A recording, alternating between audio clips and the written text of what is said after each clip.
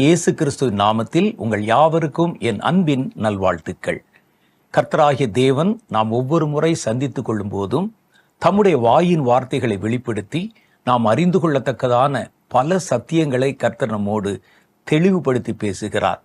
ஒருவேளை கிறிஸ்தவத்தில் பழக்கமுள்ள அனுபவம் உள்ளவர்களுக்கு இந்த செய்திகள் ஒரு புதிய செய்தியாக இருக்காது. ஆனால் கர்த்தருக்குள்ள புதுசாக வர்றவங்க இருக்காங்க பாருங்க, அவர்கள் படிப்படியாய் தேவனுடைய காரியங்களை கற்று அறிந்து கொள்ளணும். இந்த நிகழ்ச்சி குறிப்பாக ஜெபிக்கலாம் வாங்க என்ற இந்த நிகழ்ச்சி பல புதிய மனிதர்களால் விரும்பி பார்க்கப்படுகிறது. இதனுடைய ஒவ்வொரு நிகழ்வுகளையும் நீங்கள் கவனித்து பார்த்தீங்கன்னா ஒவ்வொரு நிகழ்ச்சிக்கு பின்னாலேயும் பல 100 பேர் பல 1000 பேர் புதிதாக கர்த்தரை இந்த நிகழ்ச்சியின் மூலம் சந்திக்கிறாங்க. அவர்களுக்கு இயேசுவின் மேலே ஒரு நம்பிக்கை வரும். அடுத்து நம்ம என்ன செய்யணும் என்பது அவர்களுக்கு தெரியாத ஒரு காரியமாக இருக்கும். அதனால்தான் கர்த்தருக்குள்ளே வருவது பெருசல்ல, கர்த்தருக்குள்ளே நிலைத்து நிற்பது ரொம்ப பெருசு. முடிவு வரைக்கும் நிலைத்திருப்பது மிக மிக முக்கியமானது.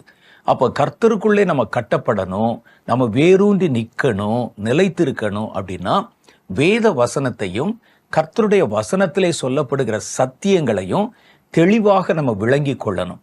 வசனத்தினாலே கட்டப்படாத கிறிஸ்தவ வாழ்க்கை நிலைக்காது. கர்த்தருடைய வார்த்தையினால நீங்க கிறிஸ்தவ வாழ்க்கை அமைத்து கொள்ளாவிட்டால் மணல் மேலே தன்னுடைய வீட்டை கட்டின மனிதனுக்கு ஒப்பா இருக்கும். ஏன்னா அந்த கிறிஸ்தவத்தின் நிமித்தம் கர்த்தரை ஏற்றுக்கொண்டது நிமித்தம் ஏதாவது சோதனைகளை பிரச்சனைகளை சந்திக்க நேரிடும் போது நம்முடைய விசுவாசம் அடிபட்டு போய்விடுவதற்கு வாய்ப்பு இருக்கு. அதனால கர்த்தருக்குள்ளே நம்ம என்னைக்கும் நிலைச்சிருக்கணும். கர்த்தருடைய பூரணமான ஆசீர்வாதங்களை பெற்றுக்கொள்ளணும்னா வசனத்தை நீங்க விட்டுறவே கூடாது. நம்ம கர்த்தர் நமக்கு செய்த அற்புதம் முக்கியம்தான். நமக்கு பல பிரச்சனைகள் இருக்கிறது, அதை கர்த்தரிடத்துல சொல்லணும், அது முக்கியம்தான். ஆனால் அது எல்லாவற்றை விட உங்களுக்கு தொடர்ச்சியாக தேவனோடு கூட இணைந்திருக்கிற அனுபவம் ரொம்ப முக்கியமானது. பல பேர் இந்த நிகழ்ச்சியை பார்க்கும் பொழுது நீங்கள் கமெண்ட் பாக்ஸில் கொடுக்கக்கூடிய அந்த செய்திகளை நம்ம பார்க்க நேரிடும் போது பிரசங்கம் ஒரு பக்கம் ஓடிக்கிட்டு இருந்தாலும் நீங்கள் ஒரு பக்கம் என் மகனுக்கு இந்த பிரச்சனை இருக்குது, என்னுடைய மகளுக்கு இந்த பிரச்சனை இருக்குது அப்படின்னு சொல்லி உங்களுடைய ஜெப விண்ணப்பங்களைத்தான் அனுப்பி கொண்டு இருக்கிறீங்க. அதுக்காக நீங்கள் ஜெபம் பண்ணணும், அதுக்காக ஊழியர்கள் ஜெபம் பண்ணிக்கோங்க, எனக்கு இத்தனை லட்சம் ரூபா காசு கடன் இருக்குது என்றெல்லாம் நம்ம கேட்குறோம். நல்லா ஒரு காரியத்தை ஆங்கிலத்தில் ஒரு காரியம் சொல்லுவாங்க, ஒரு பழமொழி. என்ன பழமொழி சொல்லுவாங்கன்னா, பசியாக இருக்கிற ஒருவனுக்கு மீனை கொடுப்பதை விட அவனுக்கு மீன் பிடிக்க சொல்லி கொடுங்க அப்படிம்பாங்க. ஏன்னா பசியாக இருக்கிற ஒரு ஆளுக்கு வீட்டில் இருக்கிற ஒரு துண்டு மீனை கொடுத்தீங்கன்னா ஒரு நேர பசி தான் தீரும். ஆனால் அதே ஆளுக்கு ஒரு மீன் பிடிக்கிறது எப்படி அப்படின்னு சொல்லி கொடுத்து அதற்குண்டான உபகரணங்களை கொடுத்தா அவனுக்கு பசி வரும்போதெல்லாம் அவனே போய் மீன் பிடிச்சு அவனே தன்னுடைய பசியை ஆற்றிக்கொள்ளுவான். நம்ம துவக்க காலத்தில் ஊழியர்களை நம்பி அவங்ககிட்ட சொல்றதன் மூலம் நமக்கு ஒரு நன்மை கிடைக்கும் என்று நம்ம யோசிக்கிறோம். அதில் தவறு இல்லை. ஆனால் அதிலேயே நம்ம அப்படி நின்று விடுவது மாபெரும் தவறு. நீங்களே கர்த்தரிடத்துல எப்படி பேசணும், நீங்களே கர்த்தரிடத்திலிருந்து ஒரு காரியத்தை எப்படி பெற்றுக்கொள்ளணும் என்பதை கற்றுக்கொள்ளணும். அப்ப நீங்க யாரையும் தேட வேண்டியதில்லை, தேவன் உங்களுக்கு சமீபமாகி விடுவார். கர்த்தரிடத்துல நீங்க பேசலாம், கர்த்தர் உங்ககிட்ட பேசலாம், ஒரு ஐக்கிய உறவு ஏற்படும். எப்பொழுதுமே கர்த்தருக்கும் நமக்கும் இடையில நடுவுல ஒரு மனிதனை வைக்கும்போது கர்த்தரோடு கூட ஒரு நல்ல உறவு கொள்ள முடியாமல் ஆகிவிடும். இவர்கிட்ட சொல்லி இவர் அவர்கிட்ட சொல்லி, அவர் இவர்கிட்ட சொல்லி, இவர் நம்மகிட்ட சொல்லி, அது வேண்டாம். அது துவக்க காலத்துல பரவாயில்ல. ஆனா அதற்கு அடுத்து நம்ம என்ன செய்யணும்னா நாமே கர்த்தரிடத்துல பேசணும், நாமே கர்த்தருக்குள்ளே அந்த உறவை புதுப்பித்து கொள்ளணும். அதற்கு நமக்கு உதவி செய்வதுதான் கர்த்தருடைய வேத வசன சத்தியங்கள். அதனாலதான் அடுத்த நிலைக்கு நீங்க போறதுக்காக கர்த்தருடைய சத்தியங்களை, வேதத்துல என்னென்னலாம் இருக்குது, இந்த வேத புஸ்தகம் எதை மையப்படுத்துகிறது, கர்த்தர் எப்படிப்பட்டவர், அவர் தம்முடைய பிள்ளைகளிடத்துல என்ன எதிர்பார்க்கிறார், யாரை அவர் ஆசீர்வதிக்கிறார், யாருடைய கிரியைகளை வெறுக்கிறார், இதெல்லாம் அந்த வேத புஸ்தகத்தை வச்சுதான் நம்ம தெளிவாக தெரிந்து கொள்ள முடியும். அதனாலதான் இந்த பகுதி முழுவதிலும் நான் உங்களுக்கு அடிப்படை காரியங்களை சொல்லாம கர்த்தருக்குள்ளே அடுத்தடுத்த படியிலே நாம் எப்படி வளரணுங்கிறத குறித்து தெளிவாக உபதேசித்து பிரசங்கித்து வருகிறேன். நேற்றைய தினம் நம்ம சந்தித்து கொண்ட போது உங்களுக்கு நல்லா ஞாபகம் இருக்கும், நம்முடைய வாழ்க்கையை கர்த்தரிடத்திலே அர்ப்பணிக்கிறது. அந்த விஷயத்துல நம்முடைய முழு வாழ்க்கையை தேவனுடைய ஆண்டவருக்கு கீழ்ப்படிவதற்கு ஒப்பு கொடுக்கணும், அர்ப்பணம் செய்யணும். நம்முடைய வாழ்க்கையில கர்த்தர் எதிர்பார்க்கிற, மனிதர்களிடத்துல எதிர்பார்க்கிற முக்கியமான விஷயம் கீழ்ப்படிதல் என்றேன். கீழ்ப்படிதல்னாலதான் கர்த்தர் நமக்கு தர வேண்டிய நன்மைகளை நம்ம பெற்றுக்கொள்ள முடியும். நமக்கு ஏற்கனவே தந்து நம்ம இழந்து போயிருக்கிற நன்மைகளை திரும்ப பெற்றுக்கொள்ள முடியும் என்கிற காரியத்தை எல்லாம் நம்ம கவனிச்சு பார்த்தோம். கீழ்ப்படியாமையினாலதான் முதல் பாவம் உலகத்துக்குள்ளே வந்தது. கீழ்ப்படியாமையினுடைய விளைவாகத்தான் இன்னைக்கு உலகத்துல நம்ம பார்க்கிற எல்லா பாவங்களும், எல்லா துரோகங்களும், எல்லா விதமான வன்கண்ணும், கொலையும், திருட்டும், விபச்சாரமும், வேசித்தனமும் எல்லாம் உள்ள நுழைஞ்சிருக்கு. அப்ப இதனுடைய மூல கதவு, மூல வாசல் என்னன்னு கேட்டா கீழ்ப்படியாமை. அப்ப அதனால நம்ம கீழ்ப்படியணும். அப்ப நேற்றைய தினம் நம்ம பார்க்கும்போது எப்படி கீழ்ப்படியணும், ஏன் பார்வையில நான் கீழ்ப்படுகிற மாதிரி தான் தெரியுது. கர்த்தர் சொன்னா நான் கேட்கிறேன், கீழ்ப்படுகிறேன். பாஸ்டர் போன வாரம் சொன்னாரு, நீங்க சபைக்கு நேரத்தோட வரணும்னு சொன்னாரு, வந்துடுறேன், போயிடுறேன்னு சொல்லி நம்முடைய பார்வையிலே நம்ம கீழ்ப்படுகிறதுன்னு ஒன்று இருக்கு. நமக்கு அது பார்த்தா கீழ்ப்படுகிற மாதிரி தான் தெரியும். சபைக்கு போயிடுறேன், ஆராதனை ஒழுங்குகளிலே தவறாமல் பங்கு பெறுகிறேன், காணிக்க கொடுக்கிறேன், கீழ்ப்படியாமல் இதெல்லாம் செய்ய முடியுமான்னு கேட்பீங்க. நான் சொல்றது என்னன்னா, நீங்க சொல்லுகிற கீழ்ப்படிதலோ, உங்க பாஸ்டர் அல்லது உங்களை நடத்துறவங்க உங்கள்கிட்ட எதிர்பார்க்கிற கீழ்ப்படிதலோ மாத்திரம் அல்ல. வேதம் உங்களிடத்தில் எதிர்பார்க்கிற கீழ்ப்படிதல். ஒரு கீழ்ப்படிதல் எப்படி இருக்கணும், அந்த கீழ்ப்படிதலுடைய இலக்கணங்கள் என்ன என்பதை வேத புஸ்தகம் தான் நமக்கு தெளிவாக சுட்டி காண்பிக்கிறது. அதுல நம்ம பார்க்க போகும்போது நிறைய பரிசுத்த பக்தர்கள் தேவனுக்கு கீழ்ப்படிஞ்சிருக்கிறாங்க. அதுல பிரதானமாக பழைய ஏற்பாட்டு காலத்துல ஆபிரகாமுடைய கீழ்ப்படிதல் சொல்லப்பட்டிருக்கிறது. புதிய ஏற்பாட்டு காலத்துல இயேசு கிறிஸ்துவனுடைய கீழ்ப்படிதல் சொல்லப்பட்டிருக்கிறது. இந்த கீழ்ப்படிதல் அவங்க எப்படி கீழ்ப்படிஞ்சாங்கிறது நம்ம கற்றுக்கொள்வதற்கான ஒரு மூல பாடமாக இருக்கிறது. அவங்க பாருங்க, எந்த எதிர்கேள்வியும் கேட்காம அதுல என்ன நஷ்டம் வந்தாலும் அவர்களுக்கு விருப்பமில்லாத காரியமா இருந்தா கூட அதுல கீழ்ப்படிவதில் எவ்வளவு முனைப்பு காமிச்சாங்க, எவ்வளவு தூரம் அதுல அக்கறை எடுத்துக்கொண்டு கீழ்ப்படிந்தார்கள் என்பது நமக்கு ஆச்சரியமா இருக்குது. எந்த எதிர்மறையான விளைவுகள் தங்களை சுற்றி வந்த போதிலும் கூட அவர்கள் தங்களுடைய கீழ்ப்படிதல்ல இருந்து பின்வாங்கவே இல்லை. ஆபிரகாமை கர்த்தர் சொல்லி, உன்னுடைய ஏக புத்திரனை, உன்னுடைய ஒரே பேரான மகனை பலி கொடுக்கணும்னு சொன்ன போது அவர் எந்த எதிர்கேள்வியும் கேட்கல.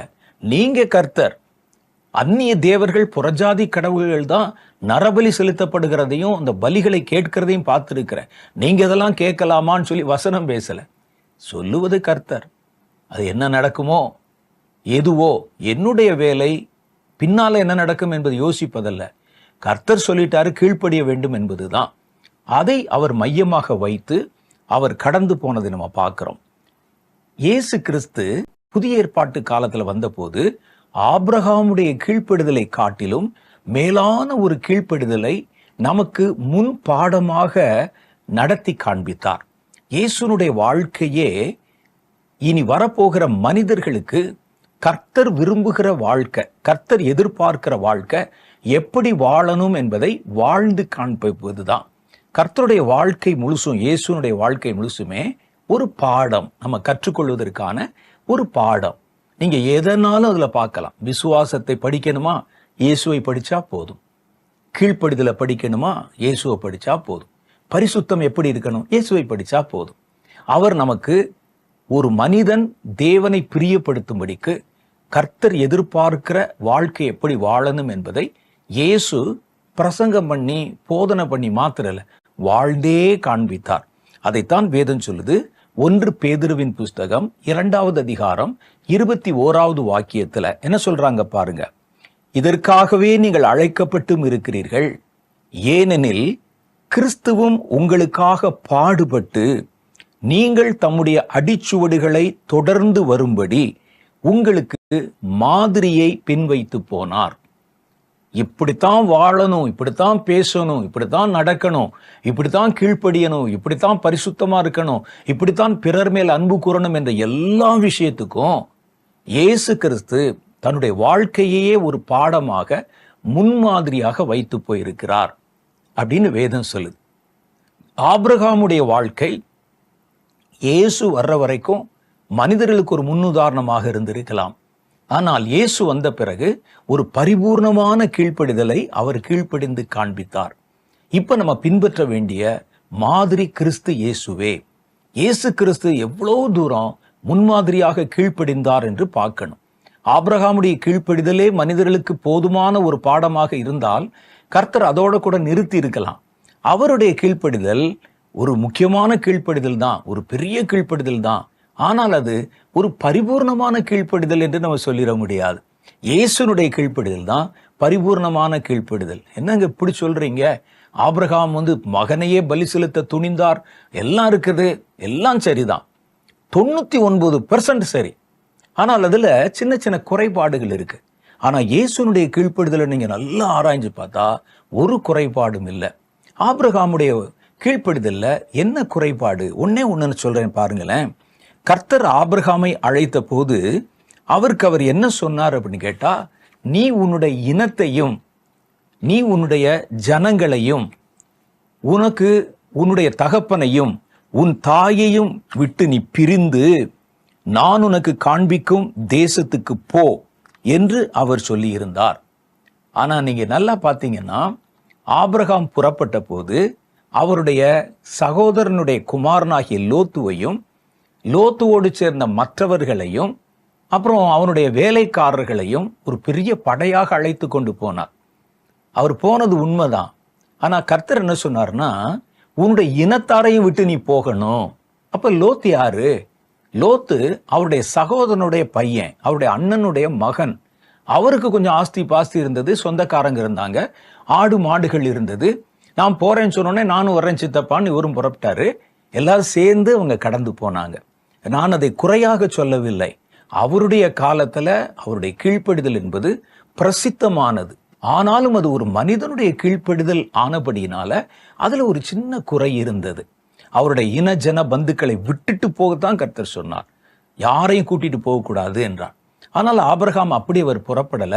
அவர் போகும்போது அவருடைய உறவினராகிய லோத்துவையும் கொஞ்சம் பேரையும், தன்னுடைய ஜனத்தாரில் கொஞ்சம் பேரையும், தன்னுடைய கைப்படைந்து வேலைக்காரர்கள் கொஞ்சம் பேரையும் கூட்டிட்டு ஒரு பெரிய கூட்டமாகத்தான் கடந்து போனாங்க.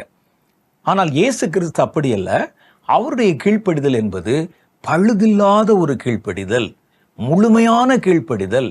இந்த கீழ்ப்படிதல் தான் கர்த்தர் ஒரு மனிதனிடத்துல எதிர்பார்க்கிற பூரணமான கீழ்ப்படிதல் என்பதை நம்ம தெரிந்து கொள்ளணும். ஒரு ஆபிரகாம் கீழ்ப்படிந்த போது கர்த்தர் அவருக்கு கொடுத்த வாக்குத்தத்தம், ஆசீர்வாதம் என்ன அப்படின்னு நீங்க கேட்டீங்கன்னா, ஆதியாம புஸ்தகம் 22வது அதிகாரம் 18வது வசனத்துல ஒரு காரியம் சொல்றாங்க. என்ன சொல்றாங்க பாருங்களேன். நீ என் சொல்லுக்கு கீழ்ப்படிந்தபடியினால், நீ என் வார்த்தைக்கு கீழ்ப்படிந்தபடியினால் உன் சந்ததிக்குள்ளே சகல ஜாதிகளும் ஆசீர்வதிக்கப்படும் என்றார். அப்ப நீ என் வார்த்தைக்கு கீழ்ப்படிஞ்ச, நான் உன்னைய கொண்டு சகல ஜாதிகளையும் ஆசீர்வதிப்பேன். இயேசு பிதாவுக்கு ஏன் கீழ்ப்படிந்தார் என்றால், இனி வருகிற பரலோகத்தின் ஆசீர்வாதங்கள் கிறிஸ்து இயேசுக்குள்ளதான் ஆம் என்றும் ஆமேன் என்றும் இருக்கணும். அவர் அந்த கீழ்ப்படிதலினாலே இந்த வாக்குத்தத்தத்தை சுதந்திரித்து கொண்டு அதன் மூலம் இன்றைக்கு ஜனங்களை இப்பவும் ஆசீர்வதித்து வருகிறார், இன்றைக்கும் விடுவித்து கொண்டு வருகிறார். அப்ப ஒருவனுடைய கீழ்ப்படிதல், நீங்க கீழ்ப்படிந்தா தான் நீங்க மற்றவர்களை ஆசீர்வதிக்க முடியும். உங்கள் வாழ்க்கை மற்றவர்களுக்கு ஆசீர்வாதமாக இருக்க முடியும்.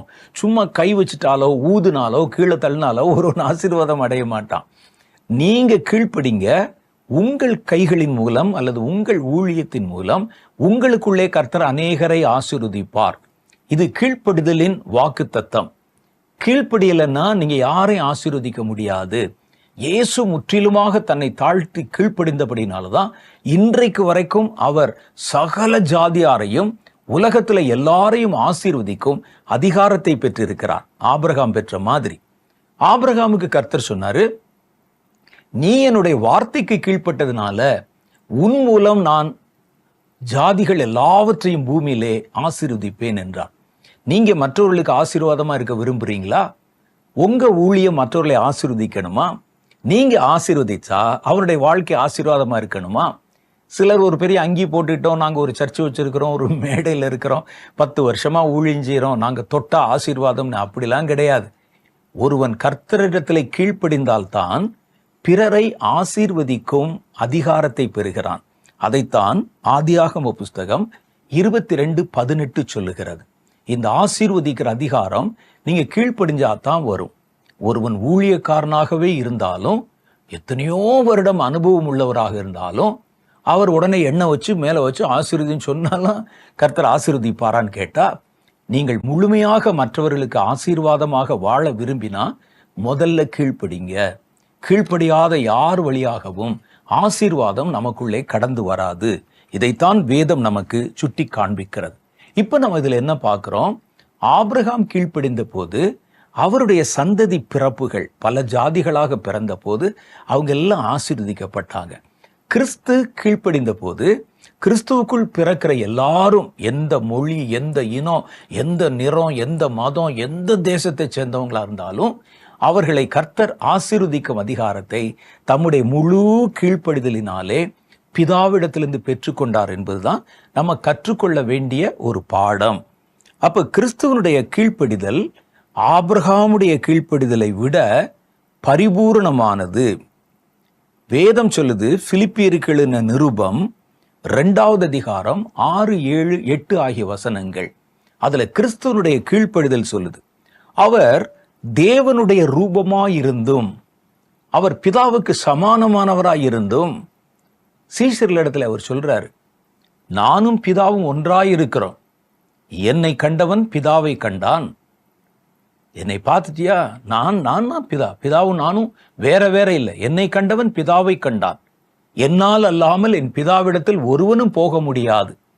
அப்ப இதெல்லாம் சொல்லி தேவனுக்கு சமமாயிருந்தாலும், அந்த அதிகாரம் அவருக்கு கொடுக்கப்பட்டிருந்தாலும் அவர் அதை கொள்ளையாடின பொருளாக எண்ணாமல், சிலரெல்லாம் நீங்க பார்த்துட்டீங்கன்னா ஒரு சின்ன அதிகாரத்தை கொடுத்துட்டா அதை எவ்வளவு தூரம் மிஸ்யூஸ் பண்ணணுமோ, அதை வச்சு எவ்வளவு சம்பாதிக்கணுமோ, அதை வச்சு எவ்வளவு தங்களை மேன்மைப்படுத்தி கொள்ளணுமோ, கொள்ளையாடின பொருளாக ஒரு சின்ன லீனியன்ஸ் கொடுத்துட்டீங்க, இடம் கொடுத்துட்டீங்கன்னா உரிமை பாராட்டி உள்ள வந்து எல்லாத்தையும் அள்ளி போட்டு போயிடுவான். ஆனால் இயேசு, அவருக்கு எல்லா அதிகாரம் கொடுக்கப்பட்டும், அவர் பிதாவுக்கு சமானமானவராக வைக்கப்பட்டும், அதை அவர் கொள்ளையாடின பொருளாக எண்ணவில்லை. அப்படி நினைச்சிருந்தா நான் எதுக்கு உங்களுக்கு கீழ்ப்படியணும், நான் உங்களுக்கு சமந்தானே என்ற ஒரு எண்ணம் வந்துவிடும். இயேசு அதை கொள்ளையாடின பொருளாக எண்ணாமல் தம்மை தாமே வெறுமையாக்கி, வேற ஒருத்தர் வந்து அவரை வெறுமையாக்கல, தன்னை தானே வெறுமையாக்கி, எல்லாம் இருந்தும் நான் அதை பயன்படுத்த மாட்டேன், தன்னைத்தானே வெறுமையாக்கி அடிமையின் ரூபம் எடுத்து மனுஷ சாயலானார். எவ்வளவு கீழ்ப்படிதல் பாருங்க. இதற்காகத்தான் பிதா அவரை உலகத்துக்கு அனுப்பினார். பரலோகத்துல இயேசுவை நம்ம வந்து இங்க பூமியில வாழ்ந்த வாழ்க்கை தானே நமக்கு தெரியும், அதைத்தானே படிச்சிருக்கிறோம். அவர் பரத்தில் இருந்து இறங்கினார் என்று எழுதியிருக்குதே, பரலோகத்தில் அவர் எப்படி இருந்திருப்பார் என்று உங்களுக்கு தெரியுமா? பரலோகத்தில் இருந்ததிலேயே விலையுயர்ந்த, பரலோகத்திலே கொண்டாடப்படக்கூடிய விசேஷமான ஒன்று இருக்கும் என்றால் அது குமாரனாகிய கிறிஸ்து தான். எல்லாம் அவருக்குள்ளே, பரலோகம் முழுவதும் அவருக்குள்ளே இயங்கி கொண்டிருக்கிறது. அவ்வளவு அதிகாரம் நிறைந்தவர் எல்லாவற்றையும் விட்டு அடிமையின் ரூபம் எடுத்து மனுஷ சாயலானார். அவர் பசியா இருக்கணும்னு அவசியம் இல்லை, தாகமா இருக்கணும்னு அவசியம் இல்லை, தூங்குவதற்கு இடமில்லாமல் இருக்கணும்னு அவசியம் இல்லை. அவருடைய அதிகாரம் வித்தியாசமானது. ஒரு முறை இயேசுவை சிறைப்பிடிக்கிறாங்க. அப்போ அவருடைய சீஷர்கள் வந்து அந்த சிறைப்பிடித்தன வலது காதரை வெட்டுறாங்க. அப்ப இயேசு சொன்னார், நான் யாருன்னு உங்களுக்கு தெரியாது, நான் இப்போ வேண்டிக் கொண்டாலும் பரலோகத்திலிருந்து ஒரு சேனை இறங்கி வரும் எனக்காக. நீங்க வந்து உன்னை பட்டயத்தை வைத்து என்னை விடுவிக்க வேண்டிய அவசியம் இல்லை. இது யாரும் என்னை வெறுமையாக்கல, நானே விரும்பி ஏற்றுக்கொண்டது. அடிமை மாதிரி இருக்கிறனே, தூங்குறதுக்கு இடம் இல்லாம யாரும் என்னை வெறுமையாக்கல. இப்ப நான் நினைச்சாலும் எல்லா வசதிகளையும் இந்த பூமிக்கு கொண்டு வர முடியும். இது நானே விரும்பி அடிமையின் ரூபம் எடுத்து மனுஷ சாயலானேன். என்னுடைய பின்புலம் உங்களுக்கு தெரியாது, நான் எங்கிருந்து வந்தவர் என்று உங்களுக்கு தெரியாது, நான் உயர்விலிருந்து வந்தவர் என்று இயேசுவே சொல்றத பார்க்கிறோம். அப்ப இதெல்லாம் வச்சு பார்க்க போகும்போது தம்மை தாமே வெறுமையாக்கி அவர் அடிமையின் ரூபம் எடுத்து சாப்பிட்றதுக்கு கூட உட்கார்ந்து ஒரு நல்ல இடம் இல்லாம, தூங்குறதுக்கு ஒரு நல்ல இடம் இல்லாம அடிமை சாயலானதுக்கு காரணம் என்ன தெரியுமா?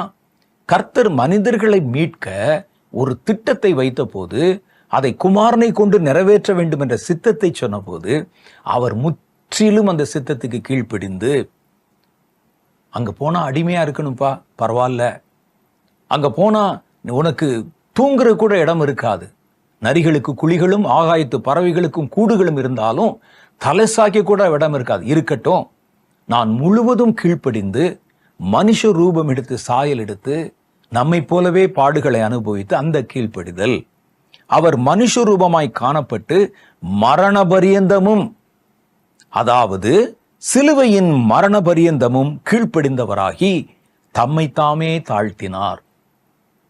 அப்ப கீழ்ப்படிதலுக்கு பிரதானமானது என்னன்னு கேட்டீங்கன்னா தாழ்மை.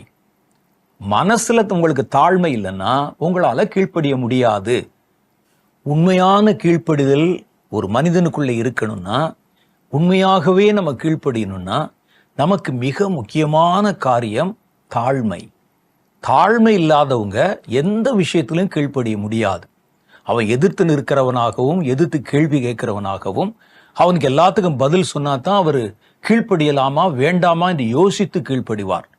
சில ஆட்களை பார்த்தீங்கன்னா மாயமான தாழ்மை இருக்கும். பார்த்தா ரொம்ப தன்னை தாழ்த்துற மாதிரி வெளி உலகத்துக்கும் வெளி பார்வைக்கும் காமிப்பாங்க. ஆனா சமயங்கள்ல அவர்களுடைய உண்மையான சொரூபம் வெளிப்பட்டு விடும். அதை நம்ம பார்த்துருக்கிறோம். ஆனா இயேசு அப்படி அல்ல, முற்றிலும் மரணம் வரைக்கும். அந்த மரண நேரத்துல ஒரு மனிதன் அவர் மேல ஏறி அவர் மேல ஆணி வச்சு அடிக்கும்போது கூட ஒரு சாதாரண மனிதன் இன்றைக்கு இருந்து நாளைக்கு அடுப்பிலே போடப்படும் புல்லு கொப்பானவன் அவன் என்னை நிக்க வைக்கிறான், என்னை கேள்வி கேட்கிறான், கையை கட்டி வைத்துக்கொண்டு நீர் யார், உம்மை விடுவிக்க எனக்கு அதிகாரம் உண்டுன்னு வசனம் பேசுறான். இவர்கள் கேலி செய்கிறார்கள், தலையிலே முள்முடியை சூட்டுறாங்க.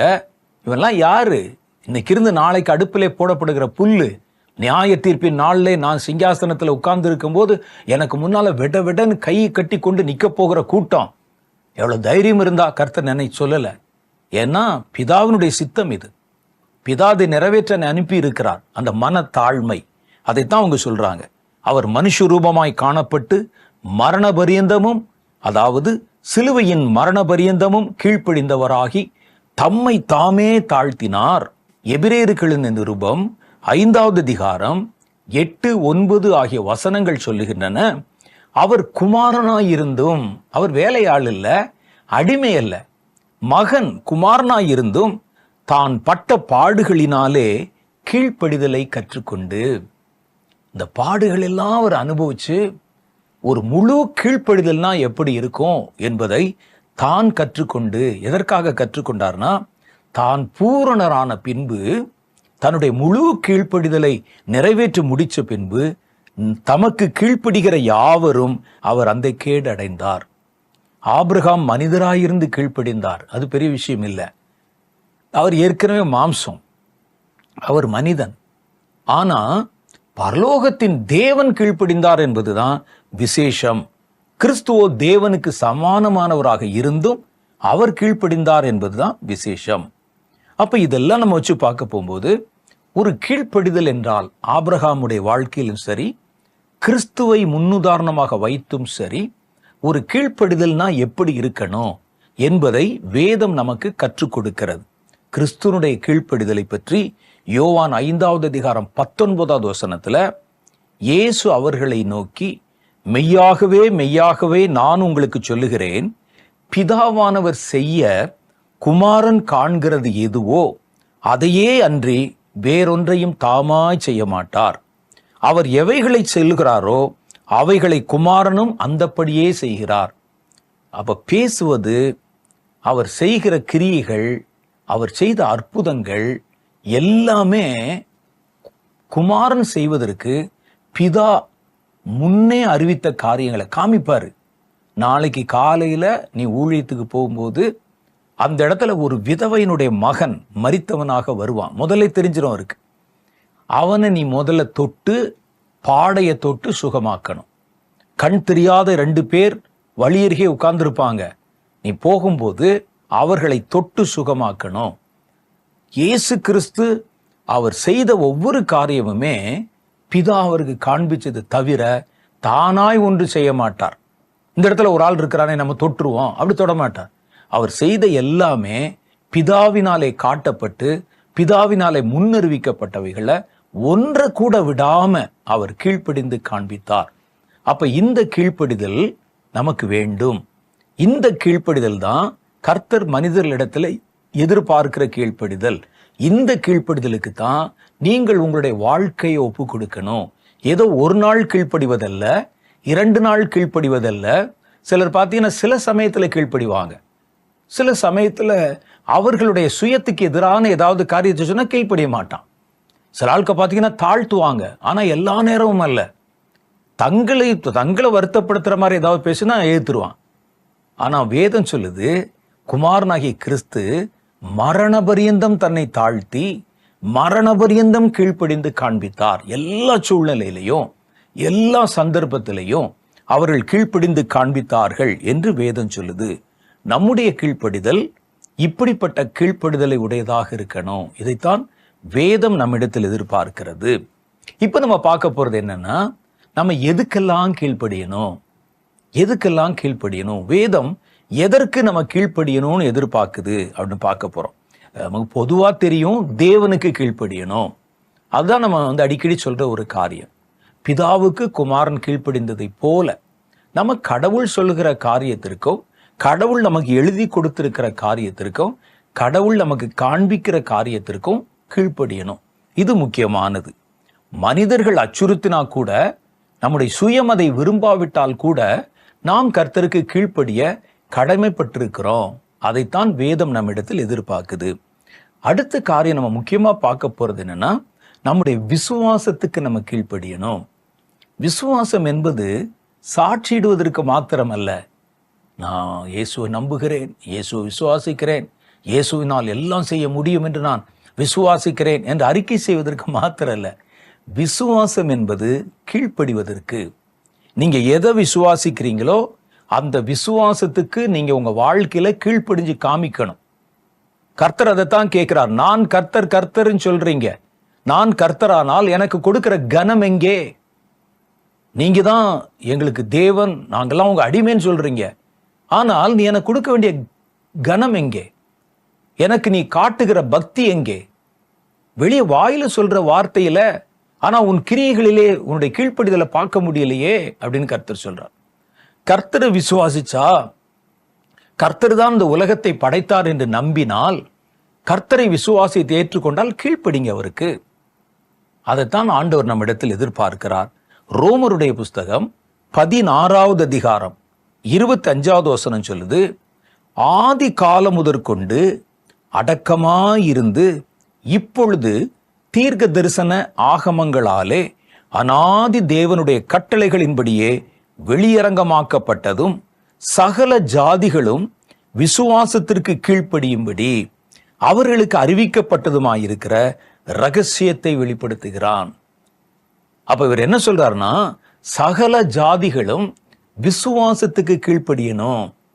நீங்க சொல்ற விசுவாசம் என்பது அறிக்கை செய்றீங்க ஜனங்களுக்கு முன்னால. நாங்க பாத்தீங்கன்னா கர்த்தரை விசுவாசிக்கிறோம், கர்த்தர் தான் தெய்வம் என்று எங்களுக்கு லாபமாய் தோன்றினவர்களை நஷ்டம் என்று விட்டோம், குப்பையுமாய் நினைக்கிறோம், மேடையில முழங்குறோம், எல்லாம் செய்யறோம். ஆனா வேதம் சொல்லுது, நீங்கள் விசுவாசித்தால் அதை உங்கள் வாழ்க்கையில நீங்க எதை விசுவாசிக்கிறீங்களோ அதுக்கு கீழ்ப்படிஞ்சு காட்டுங்க, அதுக்கு கீழ்ப்படிங்க. கர்த்தர் அதுதான் சொல்றார். வெளியே நீங்க நல்லா தான் பேசுறீங்க, தேவன் அவர் உயர்ந்தவர் சொல்றீங்க. நான் உயர்ந்தவர் என்றால் என்னுடைய கனம் எங்கே? நான் பரிசுத்தமானவர் என்றால் எனக்கு நீங்கள் செலுத்த வேண்டிய மகிமை எங்கே? அப்ப நீங்க விசுவாசிப்பதை சொல்லுவது பெருசல்ல, அறிக்கையிடுவது பெருசல்ல, நீங்கள் விசுவாசிக்கிறதுக்கு கீழ்ப்படியணும். பாருங்க, ஆபிரகாம் தேவனை விசுவாசித்தார். அவர் ஒருவேளை மரித்தால் கூட அவனை உயிரோடு கொண்டு வந்து விடுவார். அந்த விசுவாசத்துக்கு அவர் கீழ்ப்படிந்தார். அந்த விசுவாசத்தை நம்பி அவர் கீழ்ப்படிந்தார். அப்ப நம்ம என்ன விசுவாசம் வச்சிருக்கிறோமோ அந்த விசுவாசத்துக்கு கீழ்ப்படியணும். சிலருக்குள்ள இந்த விசுவாசம் இருக்கும், கர்த்தர் நம்ம சொல்லி இருப்பாரு, ஆனா அதை முழுசா நம்ம நம்ப மாட்டோம். இயேசு ஒரு முறை படகிலே பிரயாணமாய் போகும்போது பின்னணியத்துல படகுல பின்னால இருக்கிற இடத்துல அவர் தூங்கிட்டார், நித்திரையா இருந்தார். பார்த்தீங்கன்னா காற்றும் கடலும் கொந்தளிக்குது. இயேசுவோ நித்திரையாயிருந்தாருன்னு வேதம் சொல்லுது. அவர் நித்திரையாயிருக்கும் போதே உங்களுக்கு தெரிஞ்சிருக்கணும், ஒரு மனுஷன் அவ்வளவு பெரிய காற்றிலும் கடல்லையும் புயல்லையும் தூங்க முடியாது. அவர் இவங்களை சோதிக்கிறதுக்காக அவர் பின்னணியிலே உறங்கி கொண்டிருந்தார். இவங்க போய் எழுப்புறாங்க, ஆண்டவரே நாங்கள் மடிந்து போகிறோமே, சாகிறோமே அப்படின்னு சொல்றாங்க. உங்களுக்கு அதை பத்தி கவலை இல்லையா? எந்திரிங்க, ஏதாவது செய்யுங்க அப்படின்னு சொல்றாங்க. இதுல அவங்களுடைய விசுவாசமும் தெரியுது. காற்றும் கடலும் இறையும் போது அவரை மனிதன் என்று நினைத்திருந்தால் அவரை போய் எழுப்ப மாட்டாங்க, ஏதாவது செய்யுங்கன்னு சொல்ல மாட்டாங்க. அவரை தேவன் என்று தான் விசுவாசித்தார்கள். ஆனா அந்த விசுவாசத்துல ஒரு குறை இருந்தது. அது என்ன குறை அப்படின்னு கேட்டா, இயேசு அவர்களை அழைக்கும் போதே அக்கறைக்கு போவோம் வாருங்கள் என்று சொல்லித்தான் படகுல அவர்களை ஏற்றினார். வாங்க நம்ம அக்கறைக்கு போவோம். ஆனா இவங்க நடுவழியில காற்றையும் கடலையும் பார்த்த போது அந்த விசுவாசத்தை மறந்துட்டாங்க, அந்த வார்த்தையை மறந்துட்டாங்க. நாங்கள் மடிந்து போகிறோமே என்று அவர்கள் தங்களுடைய அற்ப விசுவாசத்தை வெளிப்படுத்துறாங்க. ஆனால் அவர்களுக்குள்ள விசுவாசம் இருக்கிறது. ஆனா அந்த விசுவாசம் பூரணமா இல்லை. வேதம் சொல்லுது, நீங்க விசுவாசித்தால் கீழ்ப்படியுங்கள், ஒன்றும் வந்துராது. ஆபிரகாம் பாருங்க எவ்வளவு கூலா தன் பையனை எடுத்துக்கொண்டு 2 கோவேரி கழுதுகளை பிடித்து கொண்டு அவர் பாட்டுக்கு 3 நாள் பிரயாணம் பண்ணி அந்த மலையை நோக்கி போய் கையை கட்டுற வரைக்கும், அந்த பையனை கொண்டு வந்து படுக்க வைக்கிற வரைக்கும் அவர் எது ஒன்றையும் அவர் எதிர்மறையா யோசிக்கவே இல்லை. அவர் மனதில் இருந்த ஒன்றே ஒன்று, நான் விசுவாசிக்கிறவர் இன்னார் என்று எனக்கு தெரியும். அவர் சொல்லிட்டாரு, நான் கீழ்ப்படியணும். அவர் மனதில் இருந்த ஒன்றே ஒன்று, கீழ்ப்படிய வேண்டும், கீழ்ப்படிய வேண்டும். அவர் கர்த்தர், அவர் தேவன், அவருக்கு கீழ்ப்படியணும். அதுதான் அவருடைய மனதில் இருந்தது. அப்ப வேதம் சொல்லுது, நீங்க விசுவாசித்தால் அந்த விசுவாசத்துக்கு கீழ்ப்படிங்க. அவர் தேவன் என்று விசுவாசித்தால் பரிபூர்ணமா கீழ்ப்படிங்க. அவரால் பார்த்து கொள்ளப்படும் என்று விசுவாசித்தால் அதை பரிபூர்ணமா நீங்க அந்த விசுவாசத்துக்கு கீழ்ப்படியுங்க. கர்த்தர் எகிப்திலிருந்து இஸ்ரவேலர்களை அழைத்த போது வனாந்தரத்தில் உங்களை நடத்துவேன்னு சொல்லி கூப்பிட்டாரு. அவர்கள் அதை விசுவாசித்தார்கள். மோசே சொன்னதுதான் அவங்களுக்கு தெரியும், ஆனால் அவர்கள் அதை விசுவாசித்தார்கள். நம்மை கொண்டு போய் சேர்த்து விடுவார் என்று நம்பி அவங்க புறப்பட்டாங்க. நீங்க விசுவாசிச்சா அந்த விசுவாசத்துக்கு கீழ்ப்படியுங்க. 2வது வேதம் சொல்லுது, ரோமருக்கு எழுதின நிருபம் 2வது அதிகாரம் 8வது வசனம், சத்தியத்துக்கு கீழ்ப்படியுங்கள். சண்டைக்காரராய் இருந்து சத்தியத்துக்கு கீழ்ப்படியாம அநியாயத்துக்கு கீழ்ப்படிந்திருக்கிறவர்களுக்கு உக்கிர கோபாக்கினை வரும். அப்ப நம்ம எதுக்கு கீழ்ப்படியணும் அப்படின்னா, சத்தியத்துக்கு கீழ்ப்படியணும். சத்தியமாவது என்ன? சத்தியமாவது என்ன அப்படின்னு கேட்டா, இயேசுவிடத்துல கேட்டா அவர் சொல்லுகிற பதில், நானே வழியும் சத்தியமும் ஜீவனும். அப்ப இயேசுதான் சத்தியம். அந்த சத்தியம் இன்றைக்கு எங்கே இருக்கிறது அப்படின்னு கேட்டா, இயேசுதான் வார்த்தையின் வடிவமாக நம் நடுவிலே தன்னை வெளிப்படுத்தி இருக்கிறார். இந்த வேத புஸ்தகம் பாருங்க, அதில் இருக்கிற வேத எழுத்துக்களும் வேத வார்த்தைகளும் சத்தியம் இருக்கு பாருங்க, அது கிறிஸ்துவே இந்த சத்தியம். வேதம் சொல்லுது, அவர் ஆதியிலே வார்த்தை இருந்தது, அந்த வார்த்தை தேவனிடத்தில் இருந்தது, அந்த வார்த்தை தேவனாய் இருந்தது, அந்த வார்த்தை மாம்சமாகி கிருபையிலும் சத்தியத்திலும் நிறைந்தவராக நம் நடுவிலே வாசம் பண்ணினார். அப்ப சத்தியத்துக்கு கீழ்ப்படியணும் அப்படின்னா அதுக்கு முதல் படி சத்தியம் உங்களுக்கு தெரியணும். நான் கீழ்ப்படிய விரும்புறேன் சத்தியத்துக்கு, எது சத்தியம் எனக்கு தெரியல. அப்ப அந்த சத்தியத்தை நான் எங்கே தேடுவது, எது சத்தியம் என்று எப்படி அறிந்து கொள்வது? அதுக்கு தான் இந்த வேத புஸ்தகம் உங்கள் கைகளில் கொடுக்கப்பட்டிருக்கிறது. நான் திரும்ப திரும்ப திரும்ப திரும்ப பைபிள் படிங்க, வேதத்தை கருத்தா படிங்க, அது என்ன சொல்லி இருக்கிறது என்பதை பல முறை படித்து அதனுடைய வியாக்கியானத்தை புரிந்து கொள்ளுங்கள் என்று ஏன் சொல்றோம்னா, ஒருவன் இந்த வார்த்தைகளை வைத்து பேசுறதுக்கோ பிரசங்கம் பண்றதுக்கோ மாத்திரம் இல்லை, அந்த வார்த்தைகளுக்கு கீழ்ப்படிவதற்காக. அதுக்கு தான் கர்த்தர் இந்த வார்த்தைகளை தந்திருக்கிறார். அப்ப இந்த வசனத்தை படிக்கும்போது ஒரு வார்த்தையை படிச்சா அந்த வார்த்தை என்ன சொல்லுதுன்னு பார்க்கணும். அந்த வார்த்தை சொல்லுகிற காரியம் நம்முடைய வாழ்க்கையில இருக்குதான்னு பார்க்கணும். அது இல்லை என்றால் உடனே அந்த வார்த்தைக்கு நீங்கள் உங்களை கீழ்ப்படுத்துவதற்கு தயாரா இருக்கணும். இந்த வார்த்தை இப்படி சொல்லுது, ஆனா என் வாழ்க்கை வித்தியாசமா இருக்குது, பொய் சொல்லாதே, பொய் சொல்லக்கூடாது என்று பூர்வத்தாருக்கு உரைக்கப்பட்டிருக்கிறது. அது கர்த்தர் எதிர்பார்க்கிற காரியம். பொய் என்பது சாத்தானுடைய கையில் இருக்குது. அவன் பொய்யனும் பொய்க்கு பிதாவுமா இருக்கிறான். இதெல்லாம் வசனம் எனக்கு காமிக்குது. அப்ப ஒருவனும் தன் அயலானோட பொய்யை பேசாம மெய்யான காரியங்களை பேச கடவீர் என்று சொல்லி கர்த்தர் சொல்லி இருக்கிறார். இப்ப என்ன செய்யணும்? அப்ப கர்த்தருடைய வேதம் இதை சொல்லுகிறதுனா, அந்த சத்தியத்தை நீங்கள் விளங்கி கொண்ட பிறகு அந்த சத்தியத்துக்கு நீங்க கீழ்ப்படியணும். சத்தியத்துக்கு கீழ்ப்படிவது என்பது கர்த்தருக்கு கீழ்ப்படிவதாகும். இந்த கீழ்ப்படிதலை கர்த்தர் எதிர்பார்க்கிறார். சிலர் பார்த்தீங்கன்னா ஆரம்பத்தில் கீழ்ப்படிவாங்க. ஒரு கிறிஸ்தவ வாழ்க்கைக்குள்ள வந்துட்டோம், கிறிஸ்துவோடு கூட நடக்க ஆரம்பிச்சிட்டோம், உடனே என்ன செய்வாங்கன்னா கீழ்ப்படிவாங்க. கொஞ்ச நாள் அப்படி பைபிளை படிப்பாங்க. ஐயோ நாங்கள் இதை செய்ய மாட்டோம், அதை செய்ய மாட்டோம், குடிக்க மாட்டோம், பார்க்க மாட்டோம், பேச மாட்டோம், அதெல்லாம் கர்த்தர் அப்படி சொல்லியிருக்காருன்னு இருப்பாங்க. நாலாவட்டத்தில் பார்த்தீங்கன்னா எவனாவது வந்து சத்தியத்துக்கு எதிராக சில வார்த்தைகளை போட்டு பேசிட்டா இதை விட்டுட்டு அப்படியே அங்கே மாறி போயிடுவாங்க. இது இன்னைக்கு நேத்து இல்லை, பல காலமாக நடக்கிறது. கலாத்திய சபை விசுவாசத்து ஓட்டத்தில் வைராகியமாய் ஓட ஆரம்பிச்சவங்க. பவுலுக்கே ஆச்சரியம், கலாத்தியர்கள் எவ்வளவு நல்லா ஓடுறாங்க, சொல்ற ஒவ்வொரு உபதேசத்தையும் வார்த்தைகளையும் அவங்க அப்படியே செவி கொடுத்து கேட்குறாங்க, குறிப்பு எழுதுறாங்க, பைபிள் சொன்னா படிக்கிறாங்க, காலையில் அலாம எந்திரிச்சு படிக்கிறாங்க, எல்லாம் கரெக்ட், நல்லா இருக்கிறாங்க. ஆனால் நாள்பட கொஞ்சம் கொஞ்சமா அவர்கள் நிறம் மாறி மற்றவங்க சொல்ற கள்ள உபதேசங்களுக்கு செவி கொடுத்து அவர்கள் சத்தியத்தை சந்தேகப்பட ஆரம்பிச்சிட்டாங்க. சத்தியத்தை இப்படிலாம் இருந்தால் தான் பரலோகத்துக்கு போகணுமா? இதெல்லாம் நம்ம கீழ்ப்படிஞ்சுதான் ஆகணுமா? எல்லா மனிதர்களும் அப்படி இருக்கிறது இல்லையே, நம்ம மாத்திரம் ஏன் அப்படி வினோதமா இருக்கணும், ஏன் இவ்வளவு கட்டுப்பாடா இருக்கணும் என்று யோசிக்க ஆரம்பித்து கொஞ்சம் கொஞ்சமா வழிமாற ஆரம்பிச்சாங்க. கலாத்தியர்களின் நிருபம் 3வது அதிகாரம் 1வது வசனம் சொல்லுகிறது, புத்தி இல்லாத கலாத்தியரே. அவர் ஆரம்பிக்கும் போதே புத்தி இல்லாதவர்களே தான் ஆரம்பிக்கிறார். நீங்கள் சத்தியத்துக்கு கீழ்ப்படியாமல் போகத்தக்கதாக உங்களை மயக்கினவன் யார்? கலாத்தியாவில் ஒரு பெரிய சர்ச் இருக்குது. பவுல் போய் ஊழியம் செஞ்சு சுவிசேஷத்தை அவர்கள் கேட்டு ஏற்றுக்கொண்ட ஒரு சபை, நல்லா சத்தியத்தில் நல்லா ஓடினவங்க. பவுலுக்கு அந்த சபையை குறித்து ரொம்ப சந்தோஷம் உண்டு. ஆனா இப்ப அவர் கேள்விப்படுற செய்தி வித்தியாசமா இருக்குது. அவர் பார்க்கிறாரு, சபை கூடுது, பாட்டு பாடுறாங்க, கை தட்டுறாங்க, சபை கலையல, சபையெல்லாம் ஒன்றும் ஓடல. அப்படி ஓடி இருந்தாங்கன்னா, பிரிஞ்சு போயிருந்தாங்கன்னா அவர் கடிதம் எழுத வேண்டிய அவசியம் இல்லை. சபை இருக்குது, நல்லாவே இருக்குது, நிறைய ஜனங்கள் இருக்கிறாங்க, நல்ல கான்ஸ்டன்டா ஒரு இடத்துல தங்கிட்டாங்க, கூட்டமும் பெருகி இருக்குது. ஆனால் இவர் கேள்விப்படுகிற செய்தி, சபை நடந்தாலும் கூட்டம் பெருகினாலும் அது சத்தியத்துக்குள்ளே இல்லை. அதான் முக்கியம்.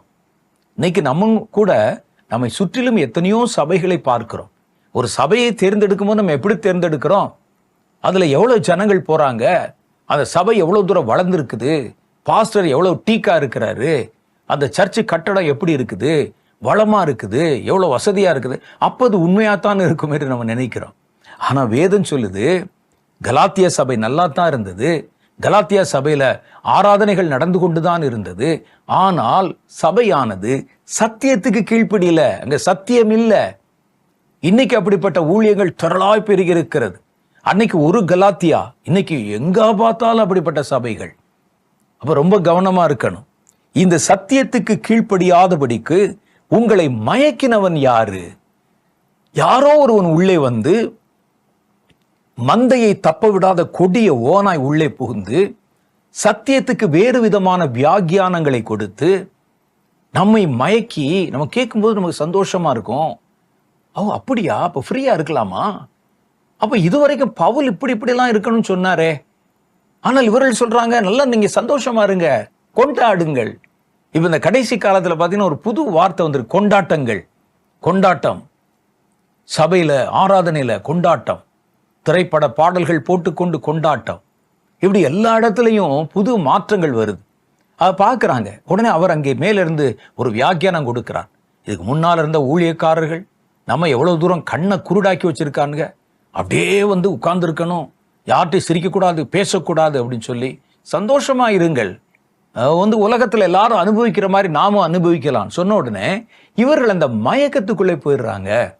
இது நல்லா இருக்குதே, ஏன் நம்ம ரெண்டையும் உலகத்தையும் இயேசுவையும் ஏன் பிரியப்படுத்தக்கூடாது? உலகம் என்னை பிரியப்படுத்தட்டும், நான் இயேசுவை பிரியப்படுத்துறேன். இயேசுவை பிரியப்படுத்துவது என்பது நீங்க காணிக்க கொடுக்கறனால இயேசு பிரியமாயிருவாரா? அல்லது நீங்க கைதட்டி பாடிட்டீங்கிறக்காக கர்த்தர் பிரியமாயிருவாரா? நீங்க வந்து ஜெபம் பண்ணிட்டீங்கன்றக்காக கர்த்தர் பிரியமாயிருவாரா? கர்த்தர் பிரியமாகனா நீங்க கர்த்தருக்கு கீழ்ப்படியணும், சத்தியத்துக்கு கீழ்ப்படியணும், கர்த்தருடைய வார்த்தைகளுக்கு கீழ்ப்படியணும். வேறு எதுவும் அவரை பிரியப்படுத்த மாட்டாது. நம்ம நினைக்கிறோம் சர்ச்சுக்கு போய் நம்ம கடமை செஞ்சுட்டா போதும், காணிக்கை கொடுத்துட்டா போதும், தசம்பாகம் கொடுத்துட்டா போதும், கர்த்தர் பிரியமாகிருவாரு அப்படின்னு நினைக்கிறோம். ஆனா வேதம் சொல்லுது சத்தியத்துக்கு கீழ்ப்படியணும். இன்னைக்கு கண்ட ஊழியர்களும் கண்ட வார்த்தைகளை அவர்கள் புதிதாக கற்பனையாக ஜோடித்த காரியங்களை சத்தியத்துக்கு எதிராக கொண்டு வரும்போது மந்தை மயக்கமடைய ஆரம்பித்து சத்தியத்தை விட்டு பின்வாங்க ஆரம்பித்து விடுகிறது.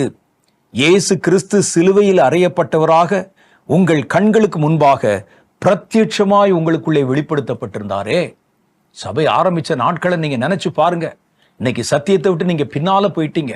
சபை ஆரம்பிச்ச போது இயேசு உங்களுக்கு தரிசனமானார். நிறைய பேர் அந்த தரிசனத்தை பார்த்தீங்க. இயேசு சிலுவையிலே தொங்குகிறதை பார்த்தீர்கள். உங்களுக்காக ரத்தம் சிந்தினதை காட்சியாக பார்த்தீங்க. அதுக்கப்புறம் அந்த சத்தியத்தை நீங்கள் ஏற்றுக்கொண்டீர்கள், கீழ்ப்படி ஆரம்பித்தீர்கள். கலாத்தியர் 5:7 சொல்லுகிறார், நன்றாய் ஓடினீர்களே, நீங்கள் சத்தியத்துக்கு கீழ்ப்படியாமல் போக உங்களுக்கு தடை செய்தவன் யார்? யாரோ ஒருவன் கள்ள ஊழியக்காரன், வேலைக்காரன் அவருடைய வார்த்தைகளுக்கு செவி கொடுத்த போது சத்தியத்துக்கு கீழ்ப்படிவதற்கு உங்களுக்கு மனமில்லாம போச்சு. அந்த காலங்கள்ல எல்லாம் ஒருவன் சபைக்குள்ளே ஒரு கள்ள ஊழியக்காரன், கள்ள உபதேசி, கள்ள போதகன் வந்து இப்படி ஏதாவது ஒரு கல்லை போட்டுட்டு போயிட்டான்னா ஒரு கூட்டம் பேர் அதுல வஞ்சிக்கப்பட்டு சத்தியத்துக்கு கீழ்ப்படியாம போயிடுவாங்க. ஆனா இப்போ உள்ள காலம் இன்னும் பயங்கரமான காலம். யாராவது ஒருவன் வர வேண்டிய அவசியம் இல்லை. இன்னைக்கு நம்ம இன்டர்நெட்லையும் நம்முடைய ஆன்லைன்லையும் எத்தனையோ ஊழியக்காரருடைய வார்த்தைகளை கேட்க முடிகிறது. ரொம்ப கவனமா இருக்கணும். சத்தியத்தை வளைத்து, சத்தியத்தை உங்களுக்கு எளிமையாக்கி, இதுதான் சத்தியம் என்று வேறொரு சத்தியத்தை கற்பித்து உங்களுக்கு கர்த்தருடைய சத்தியத்துக்கு கீழ்ப்படியாமல் போக பண்ணுகிறவன் அவனும் சாபமாகி நம்மையும் சாபத்துக்குள்ள கொண்டு போயிடுவான். அதனால நம்ம எந்த நேரத்திலும் சத்தியத்துக்கு கீழ்ப்படுகிறதில் கவனமா இருக்கணும். அப்ப வேத வசனத்தை, சத்தியத்தை நீங்க தனிப்பட்டு படிச்சு பார்க்கணும். பிரசங்கம் கேளுங்க, நல்ல செய்திகளை கவனிச்சு கேளுங்க. ஒரு நல்ல செய்தியை எப்படி நம்ம கண்டுபிடிப்பது? நீங்க கேட்கிற செய்தி கிறிஸ்து இயேசுவோடு உங்களை இணைக்கணும். அது உங்களை சந்தோஷப்படுத்துறதுக்கு இல்ல, உங்களை கொண்டு கர்த்தரை சந்தோஷப்படுத்துகிறதுக்காக பயன்படுத்தப்படணும். இன்னைக்கு பல செய்திகள் நம்மை சந்தோஷப்படுத்துகின்றன. நமக்கு பல ஷார்ட்கட் சொல்லி கொடுக்குது. ஷார்ட்கட்டு அதை நம்ம கேட்ட உடனே நமக்கு சந்தோஷமாயிருது. என்ன சொல்றாங்க? நீங்க 10 ரூபா கொடுத்தீங்கன்னா உங்களுக்கு இந்த வாரத்துக்குள்ள 1000 ரூபா கிடைக்கும். ஷார்ட்கட்டு. இது மாதிரி புதிய புதிய காரியங்கள் சொல்லி நம்மை மயக்கி சத்தியத்துக்கு கீழ்ப்படிய விடாம பண்ணிடுவாங்க. அதனால சத்தியத்தோட நீங்கள் நேரடி தொடர்புல இருக்கணும். வேதத்தை எடுக்கணும், தியானிக்கணும், சத்தியம் என்ன சொல்லுகிறது என்பதை கற்றுக்கொள்ளணும். மற்றவர்கள் சொன்னா நீங்க கற்றுக்கொண்டதோடு அதை ஒப்பிட்டு பார்க்கணும். அது சரியா இருக்குது, வேத சத்தியம்தான் என்று நீங்கள் தெரிந்தால்தான் கீழ்ப்படியணும். அப்ப வேதம் சொல்லுது, சத்தியத்துக்கு கீழ்ப்படியாதவர்கள் மேலே கர்த்தருடைய உக்கிர கோபாக்கினை வரும். கோபாக்கினை நாள்ல அவன் தப்பிச்சு போக மாட்டான். கர்த்தருடைய கோபம் சத்தியத்துக்கு கீழ்ப்படியாதவர் மேல் வரும் என்றுதான் நம்ம வாசித்தோம். அடுத்த காரியம் பாருங்க, சுவிசேஷத்துக்கு கீழ்ப்படியுங்கள். கர்த்தர் நமக்கு கொடுத்த சுவிசேஷம், அந்த சுவிசேஷத்துக்கு கீழ்ப்படிஞ்சு உங்களுடைய ரட்சிப்பை பரிபூர்ணப்படுத்துவதிலே கவனமாக இருங்கள். ரோமர் 10:16 சொல்லுது, ஆனாலும் சுவிசேஷத்துக்கு எல்லாரும் கீழ்ப்படியவில்லை, சுவிசேஷத்துக்கு கீழ்ப்படியுங்கள். அப்ப கர்த்தருடைய சுவிசேஷம், அந்த நற்செய்தி, அதுக்கு நீங்க முழுசா கீழ்ப்படிங்க. அதற்கு கீழ்ப்படிந்து அது எதை நோக்கி உங்களை நகர்த்துகிறதுன்னு பார்த்து அதிலே கவனமாக நகருங்கள். அடுத்த காரியம் சொல்லுது பாருங்க, கர்த்தர் நமக்கு காண்பித்த தரிசனங்களுக்கு கீழ்ப்படிங்க. நீங்க உண்மையிலேயே கர்த்தருக்குள்ளே உங்களுடைய ஓட்டத்தை துவக்கி இருந்தா கர்த்தர் கண்டிப்பா உங்களை சந்தித்திருப்பார். உங்களோட தரிசனத்திலே தன்னை நீங்கள் செய்ய வேண்டிய காரியத்தை உங்களுக்கு வெளிப்படுத்தி இருப்பார். உங்களுக்கு எப்படியாவது ஒரு காரியத்தின் மூலம் அதை உணர்த்தி காண்பித்திருப்பார். இப்ப நம்ம எதுக்கு கீழ்ப்படியணும்? அந்த பரம தரிசனத்துக்கு கீழ்ப்படியணும். நான் கர்த்தரால் அழைக்கப்பட்ட போது எனக்கு எதுவுமே தெரியாது. நான் ஒரு கிறிஸ்தவ குடும்பத்தில் பிறந்திருந்தாலும் கிறிஸ்து இல்லாத ஒரு வாழ்க்கை தான் வாழ்ந்து கொண்டிருந்தேன். கடவுள் இல்லை என்ற ஒரு மறுப்பு இயக்கத்திலே நான் இருந்தவன். நாங்க பைபிள் படிச்சதே கிடையாது. சின்ன வயசுல சர்ச்சுக்கு போன ஞாபகம் இருக்கிறது. அதுக்கு பிறகு ஸ்கூல் பிராயத்திலும் சரி, கல்லூரி பிராயத்திலும் சரி, கடவுள் இல்லாத ஒரு வாழ்க்கை வாழ்ந்து கொண்டிருந்தேன். அந்த மாதிரி நேரத்துல நான் கர்த்தரால் அழைக்கப்பட்ட போது, கர்த்தர் என்னை சந்தித்த போது, அந்த துவக்க நாளிலேயே கர்த்தர் எங்கூட தெளிவாய் பேசினார். தெளிவா பேசி, உன்னை நான் இதற்குத்தான் அழைத்திருக்கிறேன், உன்னுடைய வேலை இது அப்படின்னு கர்த்தர் சொன்னார்.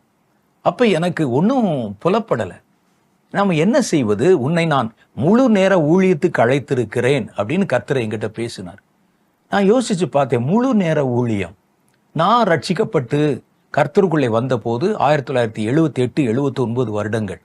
அந்த வருஷத்துல எனக்கு தெரிந்த ஊழியர்கள் பிரசங்கம் பண்ணுவாங்க, மேடையில பேசி கொண்டிருந்தாங்க கொஞ்சம் பேரு, சிலர் ரேடியோல பேசி கொண்டிருந்தது. இதுதான் எனக்கு ஊழியம் தெரியும், வேறெல்லாம் தெரியாது. அதுக்கப்புறம் சிலர் சபை நடத்தி கொண்டிருந்தாங்க. அப்போ ஊழியம் செய்யணும்னா கண்டிப்பா நம்ம பிரசங்கம் பண்ணணும். எனக்கு பேச தெரியாது, பைபிள் தெரியாது. அதுவும் கர்த்தர் முழு நேர ஊழியத்துக்கு கூப்பிடுறார். என்ன செய்வது?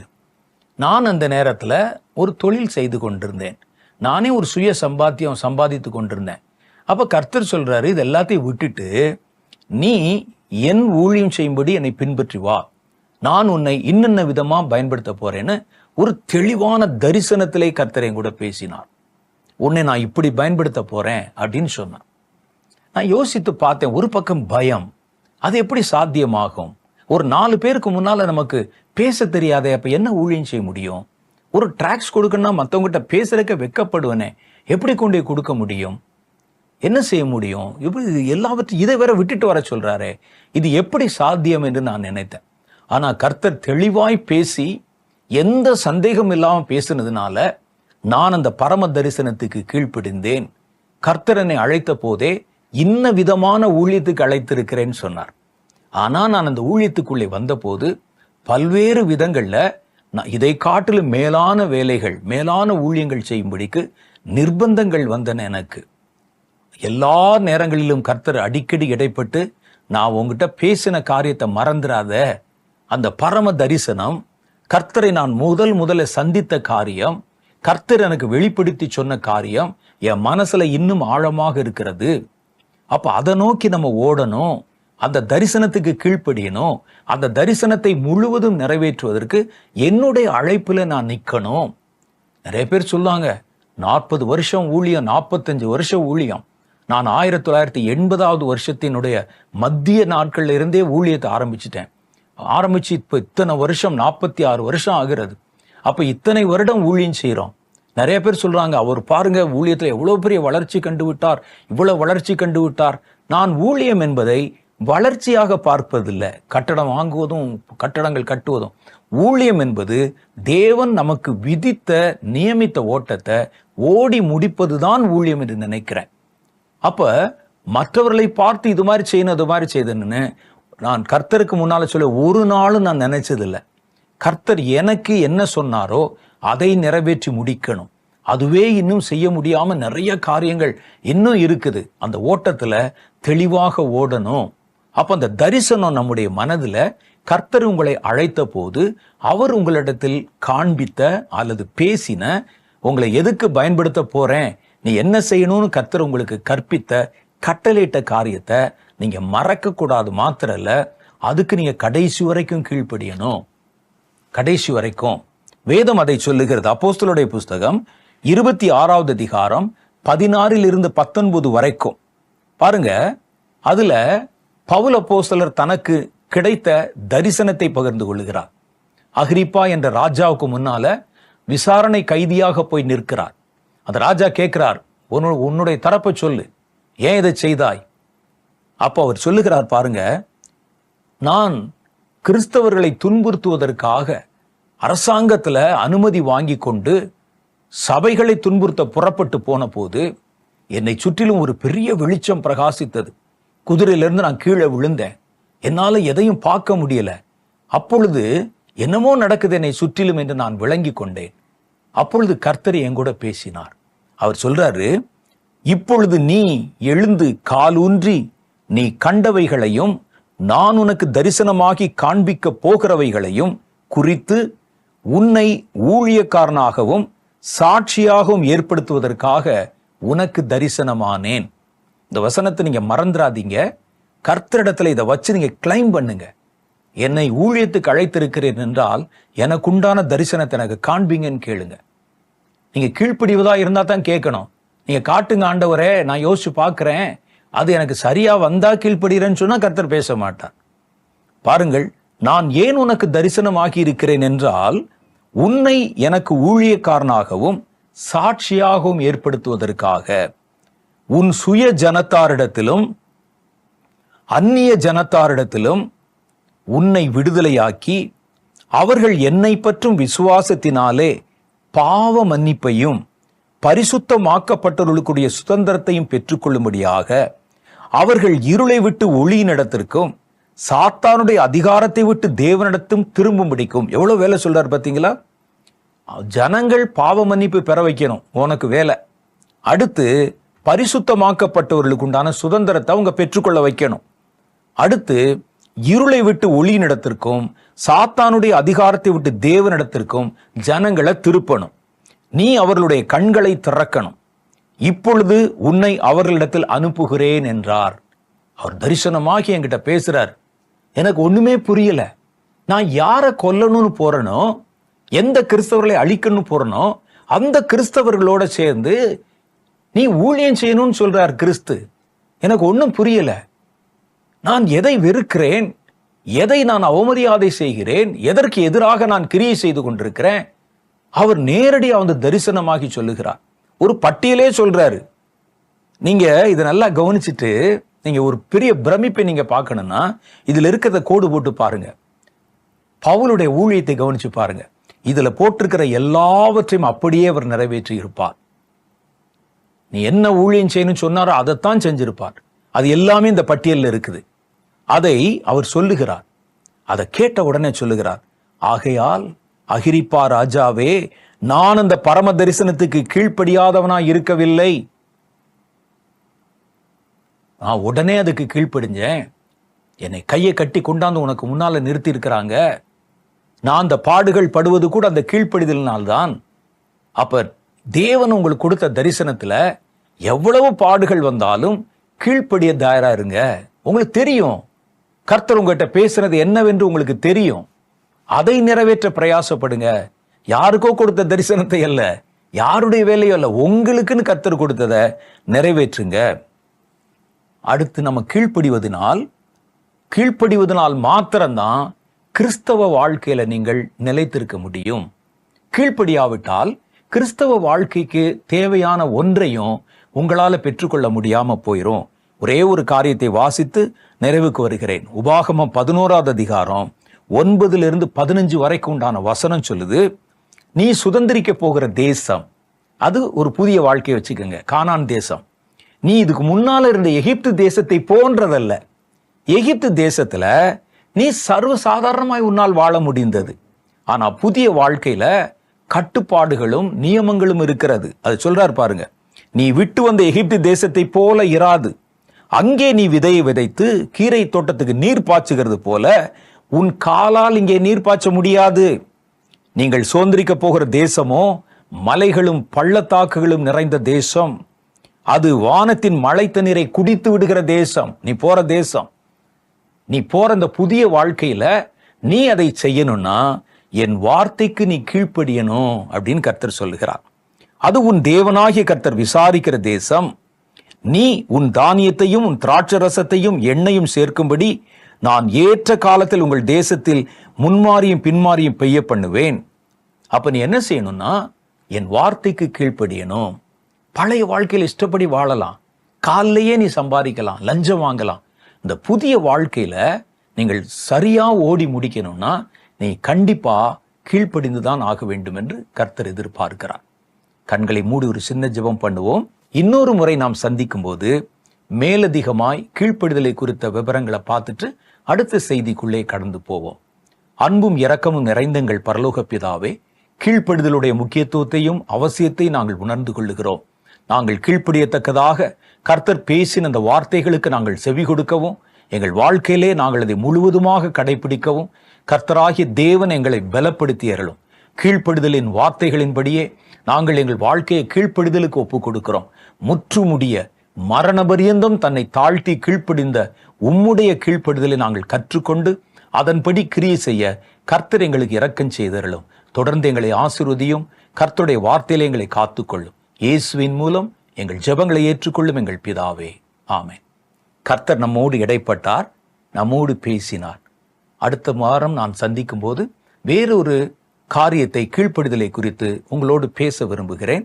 அதுவரை கர்த்தர் உங்களை ஆசீர்வதித்து காப்பாராக. ஆமென்.